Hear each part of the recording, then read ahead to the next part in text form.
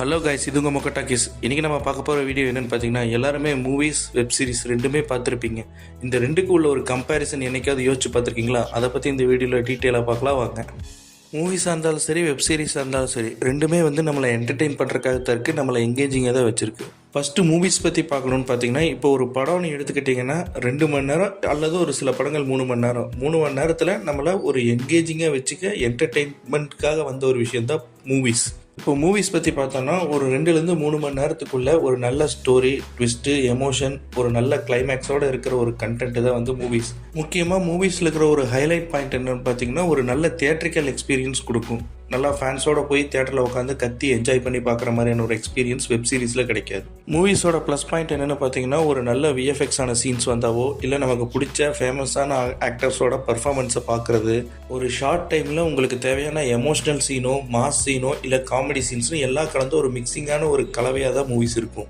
மூவிஸோட பெரிய நெகட்டிவ் என்னென்னு பார்த்தீங்கன்னா, அதுக்கு இருக்கிற டைம் ரெஸ்ட்ரிக்ஷன். 2 to 3 ஹவர்ஸ்க்குள்ளேயே ஸ்டோரியும் ஃபுல்லாக சொல்லி முடிக்கணும், அந்த கேரக்டரையும் டெவலப் பண்ணணும்.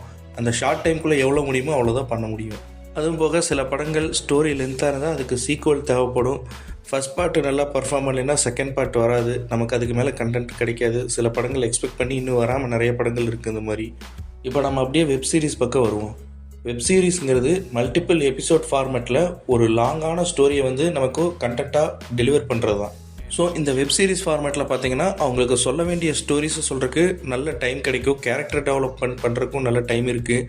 நல்ல ட்விஸ்ட்டு டேர்ன்ஸ் வச்சு பார்க்குறவங்கள எங்கேஜிங்காக வச்சுக்க தேவையான எல்லாமே அதெல்லாம் கொடுக்க முடியும். வெப் சீரிஸோட ப்ளஸ் என்னென்னு பார்த்தீங்கன்னா, நல்லா டீப்பான ஸ்டோரி, ரியலிஸ்டிக் கேரக்டர்ஸ், ஒவ்வொரு எபிசோடுக்கும் சஸ்பென்ஸை மெயின்டைன் பண்ணி போல்டான எக்ஸ்பெரிமெண்ட் கான்செப்ட்ஸை கூட அதில் கொடுக்க முடியும்.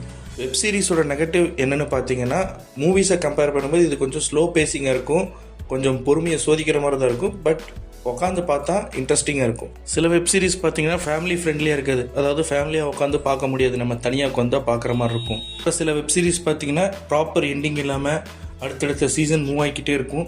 ஸோ நீங்கள் நிறையா பார்க்குற மாதிரி இருக்கும். நியூ சீசன் வரும்போது பழைய சீசன்லாம் நீங்கள் மறந்துருப்பீங்க.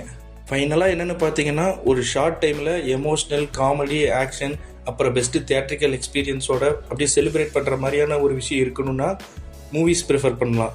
அதுவே டைம் இருக்குது, நல்லா டீப்பான ஸ்டோரி, டீப்பான கேரக்டர் டெவலப்மெண்ட்டோடு இருக்கிற ஒரு டீட்டெயிலிங்கான வெப் சீரிஸ் பார்க்கணும்னு நினச்சிங்கன்னா அதுக்கு சீரிஸ் தான் ப்ரிஃபர் பண்ணணும், மூவிஸ் அதுக்கு ஒத்து வராது.